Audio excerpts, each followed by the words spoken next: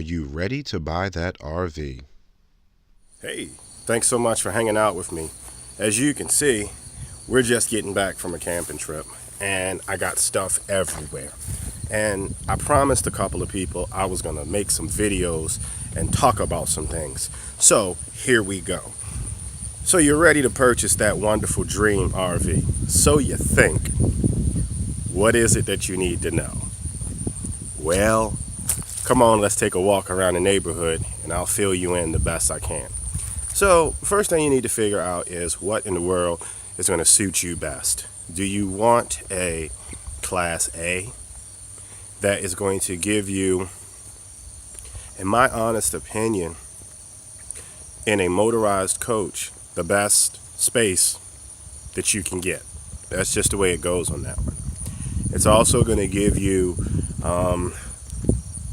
and please don't take this wrong for all of us who have Class A, it's also going to give you some of the worst gas mileage you'll find. It's also going to make camping in certain state parks much more difficult, and the list goes on and on and on and on because of the sheer size. So that has to come into consideration. Where are you going to put it? Are you going to park it in a storage? Are you going to be able to park it at home?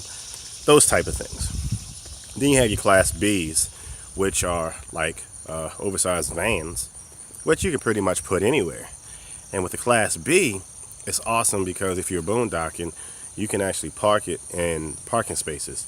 Nobody will know that you're doing it. Like, they don't know that you're living in it or camping in it or what. They don't know. So that's the cool thing about a Class B.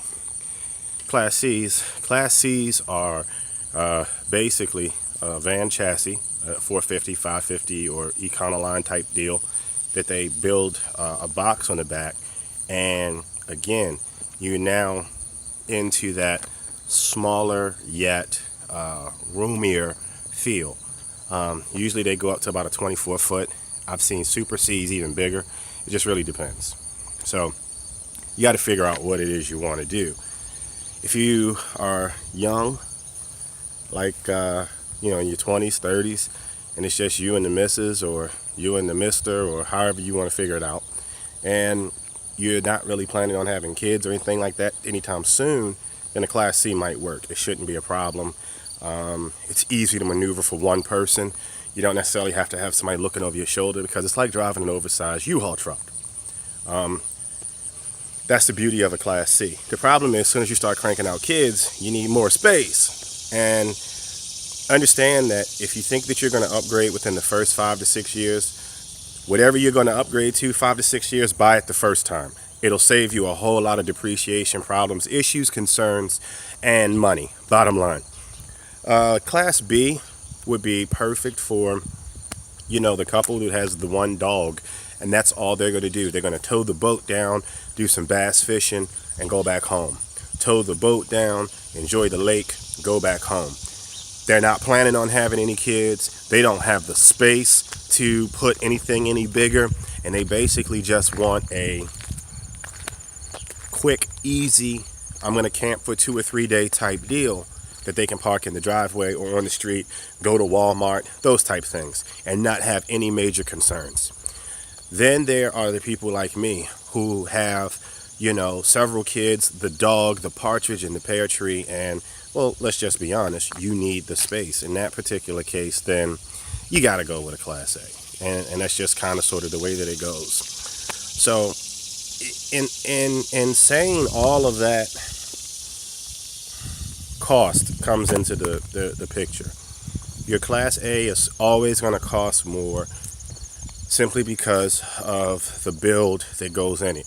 You're talking about taking a chassis from Ford or Freightliner or whoever makes it, and they're going to build this humongous box on it for your creature comforts. And every hour that they put in it, every piece of engineering, all of that stuff, it ends up going cha-ching. So your starter coach is brand new. When I say starter coach, I don't mean starter as in the sense of it's a bad build. I'm talking starter as in this is what I'm going to learn on. If you decide to go brand new, you're looking probably starting at $130,000, $140,000. Whereas with a Class C, you can get a really nice brand new Class C for $80,000. The difference between the two, 20-year note or something that you can pay off 7, 8, 9 years. That's really the big difference. However, if you're talking about you need the space, you want to do more, you're talking about traveling cross country, you're talking about cranking out a bunch of kids, then you probably want the A from the start, and you go ahead and you make the investment in that particular case. The other thing that you have to consider is, okay, I'm ready to buy this coach. Do I want to buy brand new or do I want to buy used? My thing is always let somebody else take the hit on the depreciation. You're going to have the same problems in a brand new coach that you're going to have in a used one because they don't come off the factory floor perfect. I know people right now. A friend of mine has he has a 2017 Fleetwood, and I want to tell you, I don't think his is a bounder.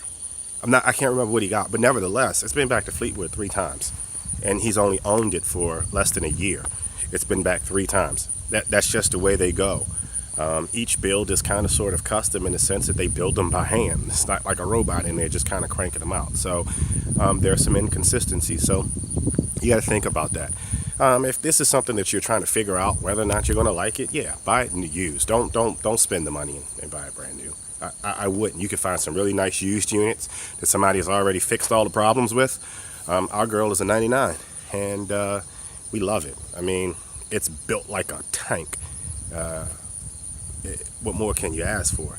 Yeah, we've done some upgrades. We've had some problems. We've had some issues. We've fixed stuff, but that's just kind of sort of how it goes.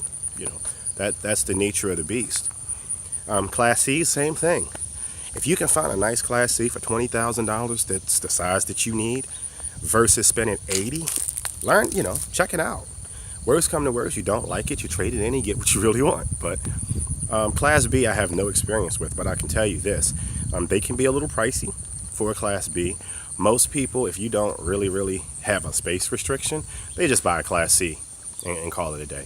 The B and the C are pretty much going to give you roughly the same space. The C is going to give you a little bit more, So that's kind of sort of the difference between what's out there, what's not, what you might like versus, I wish there was some other advice I could give you as far as which one to pick.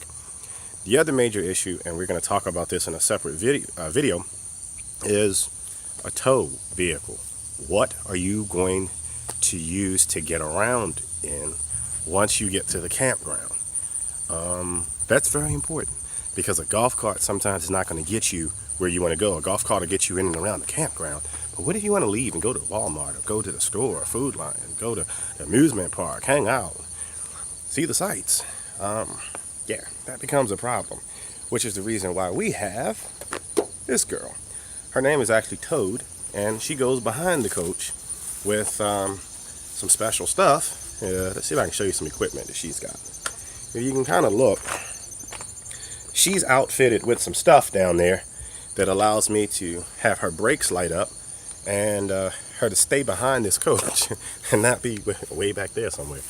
So we're going to talk about that in a little bit, what it takes to tow.